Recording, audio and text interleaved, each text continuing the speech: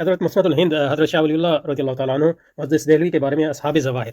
اب آپ کو پتہ ہے کہ دیوبندیوں اور اہل حدیث کی ہمارے پرانی لڑائی ہے، تو اس میں دونوں جانب سے جو ہے بڑی کوتاہیاں ہیں اور انصاف نہیں ہوتا دونوں جانب سے.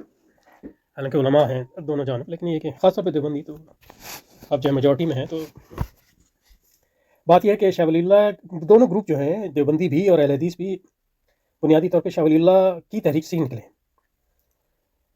اور اس لیے جو ہے ہر کوئی یہی دعویٰ کرتا ہے کہ شاہ ولی اللہ ہمارے ساتھ ہے، لیکن یہ کہ ائمہ اور مجتہدین کا کلام کوئی حجت نہیں ہو سکتا آپ کے.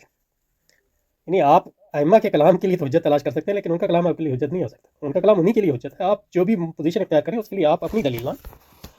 شاہ اللہ چاہے حنفی تھے یا نہیں تھے، یا اہل حدیث تھے یا نہیں تھے، اس سے کوئی فرق نہیں پڑتا کہ حق طریقہ کون سا ہے یا بہتر طریقہ کون سا ہے. اور ہمارے ہندوستان کے ماحول میں حنفیت ایک فطری چیز ہے، اور اس کے خلاف جو ہے اہل حدیث کا جو جہاد ہے اس کا کوئی معنی نہیں ہے. لیکن یہ ہے کہ ہمارے دیوبندی حضرات کو بھی ذرا ہاتھ سے جیسے پنجابی میں کہتے ہیں ہولا رکھنا چاہیے. بہرحال مسند الہند حضرت شاہ ولی اللہ صاحب محدث دہلوی رحمۃ اللہ کے بارے میں اصحاب ظواہر یعنی غیر مقلدین. اب اگر آپ یعنی اب مجھے یہ نہیں پتا اصحاب ظواہر سے کیا مراد ہے، ظاہری مذہب مراد ہے، یا اگر ظاہری مذہب مراد ہے تو ظاہری مذہب تو ایک معتبر مذہب ہے اہل سنت کا. تو پھر اس بہرحال مسند الہند حضرت شاہ ولی اللہ صاحب محدث دہلوی کے بارے میں اصحاب ظواہر کا خیال ہے کہ آپ تقلید ائمہ سے عام طور پر اور حنیت سے خاص طور پر بیزار تھے. ان کے خیال میں شاہ صاحب مسلک اہل حدیث پر تھے، یعنی غیر مقلد تھے.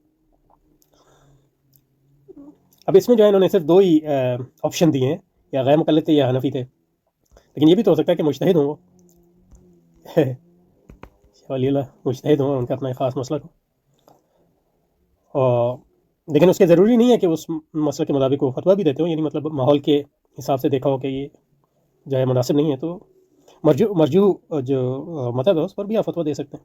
تو مجھے نہیں پتا شاہ صاحب یعنی ان کی یعنی حنفیوں کے نے ان کی تربیت کی ہے. حنفی آپ کے باپ دادا اجداد سب حنفی، اور آپ کی اولاد بھی تقریباً سارے حنفی.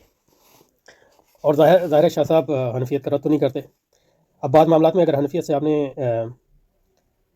حنفیوں کی رائے کے خلاف کوئی رائے دی بھی ہو، تو اس سے یہ تو نہیں نتیجہ نکالا جا سکتا کہ آپ حنفی ہیں کہ نہیں. کیونکہ حنفی ہونے کا مطلب یہ نہیں ہے کہ کوئی خاص رائے. حنفی ہونے کا کیا مطلب ہے؟ حنفی ہونے کا مطلب یہ ہے کہ جو حنفیوں کا منہاج ہے، طریقہ استدلال ہے، اس کو آپ مانتے. اگر آپ اس کو عموماً مانتے ہو تو آپ حنفی ہیں، یعنی ایک عالم کی حیثیت سے.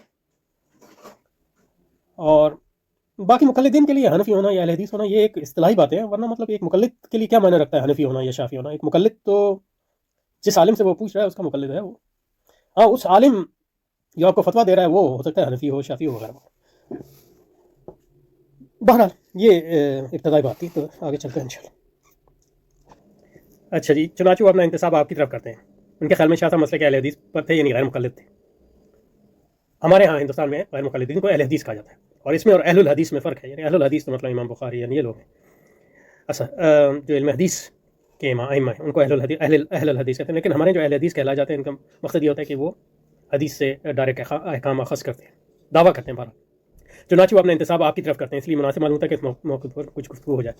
اب یہ عجیب بات ہے کہ شروع اہل حدیث سے کیا، اور لیکن یہ کہ اگلی فصل جو ہے وہ کلامی مسائل کے بارے میں ڈالی. حالانکہ اس کا جو ہے اہل حدیث اور دیوبندی جھگڑے سے کوئی خاص تعلق نہیں ہے کلامی، کیونکہ جو پرانے ہمارے اہل حدیث ہیں وہ کلامی مسائل میں کوئی ہمبلی تو نہیں ہے، یا سلفی بھی نہیں ہے ان معنوں میں. اور اب یعنی سعودی عرب کے اثر سے اہل حدیث کے ہاں جو ہے بہت، یعنی پرانا جو اہل حدیث جو شاہ ولی اللہ کے شاگردوں ان کے متبعین کا طریقہ تھا، اہل حدیث کا طریقہ تھا پرانے اہل حدیث کا، وہ اس قسم کا نہیں تھا جو آج کل ہو گیا سب. اور اس میں سعودی عرب کا جو کرپٹنگ انفلوئنس ہے اس کا بڑا اثر ہے. لیکن یہ کہ ابھی پرانے اہل حدیث باقی ہیں ان کے مدارس میں. یعنی حتیٰ کہ میں نے ان کے پرانے مدارس میں مطلب یہ ہے کہ سارا جو نصاب پڑھایا جاتا تھا عموماً دور حدیث سے پہلے، وہ زیادہ تر وہی نصاب تھا جو حنفی مدارس میں پڑھایا جاتا تھا. صرف یہ ہے کہ مطلب ہدایہ پڑھا دیتے، تو پھر وہ جن مسائل میں ان کو حنفیوں سے جو ہے مثلاً اختلاف ہوتا تھا اس پہ وہ رائے دیتے تھے. لیکن یہ کہ وہ لوگ وہی کتابیں پڑھتے تھے. لیکن اب جو ہے وہ پورا میرا خیال ہے پورا نظام جو ہے وہ سعودیائز ہو گیا ہے اہل حدیث کا زیادہ تر، جتنا میرے علم ہے. لیکن مجھے کوئی اس کا تفصیلی علم نہیں ہے، لیکن میرا امپریشن یہ ہے. امپریشن کو اردو میں کیا کہتے ہیں؟ بہرحال امپریشن یہی ہے. کلامی مسائل میں اہل حق کی 3 جماعتیں. اب علم کلام میں حضرت شاہ اللہ کے مسلک پر بات کریں گے. اچھا جی، کلامی مسائل میں اہل حق کی 3 جماعتیں. اب اہل حق کون ہیں؟ یعنی مطلب میرا خیال ہے ان کی مراد اہل